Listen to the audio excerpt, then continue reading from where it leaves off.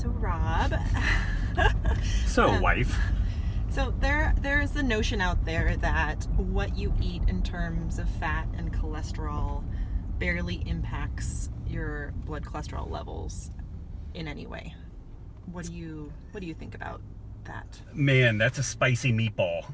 There's a lot to unpack with that. Like, there are some people that will just kind of flippantly say, oh, so long as your lipoproteins, like your LDL cholesterol lipoproteins, are big and puffy, then everything's good. And from 2001, 2003, that's probably an okay level of understanding to have. But in this day and age, with things like the NMR that's used to determine lipoprotein fractions, LPIR score, and stuff like that, like, it's totally inadequate. And when you look at the research that's been done on folks, generally people see it just can't be argued otherwise as favorable lipid changes with regards to, like, the atherogenic process. Like, generally HDL goes up, LDL, and when we talk about this stuff, you have to be a little bit specific too. Are we talking about HDL and LDL cholesterol? Are we talking about HDL or LDL particles? And like with the big and puffy story, it's interesting because generally, if favorable things are going on, we will have fewer lipoproteins. And if we have fewer lipoproteins, they will, by just the way this stuff works out, they will be larger and puffier. And so when people are having problems with a dietary intervention like low carb, or maybe they're reactive to dairy, they will almost universally see smaller lipoprotein fractions, and these tend to be more atherogenic.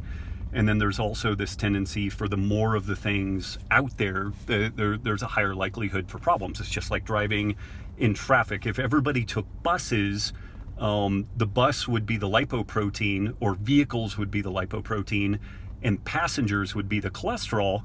You could make an argument that if everybody everywhere, if the only thing that they could commute on was a motorcycle, there would probably be a higher likelihood of more accidents, because there's just more little squirrely shit going on everywhere, versus if everybody was on a singular big bus. And so to some degree, there's this whole gradient driven process in this story. The more that's there, the more potential there is for problems.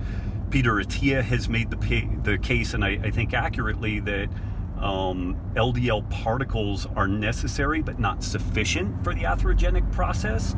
You need other things to make things kick over for the atherogenic process to fully take shape. And so, there's just a lot that's going on there. And again, I know I'm kind of bouncing all over the place because it's a really complex topic. For most people, they see really favorable lipoprotein shifts and total cholesterol shifts.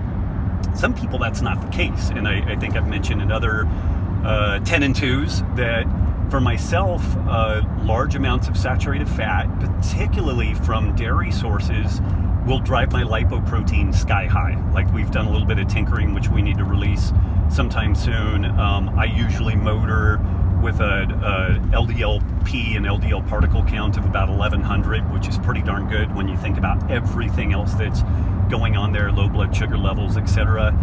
And with a little carnivore experiment that I did where I was doing more saturated fat, I wasn't even doing specifically dairy, my LDL-p within 3 weeks was up to 2,600.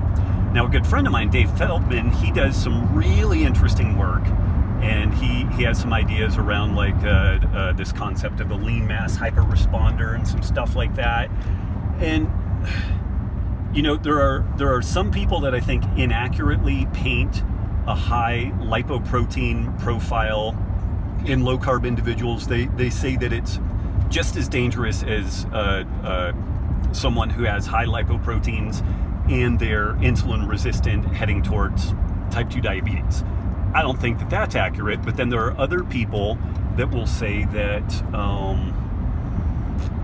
there's absolutely no risk associated with elevated lipoproteins so long as your insulin levels are low. So again, I know I kind of bounced all over the place, and if you have another more specific question to kind of literally keep me on the road, could do that. But it's just, I think people are really prone to giving these like naive give simplistic answers to these really complex topics, and that doesn't really do people any service. I know that folks are busy and they just like, hey, just the facts please, but the reality is the facts are really variable, highly individual, highly situation dependent, and there's all kinds of trade-offs that have to be taken into account when we're talking about this stuff.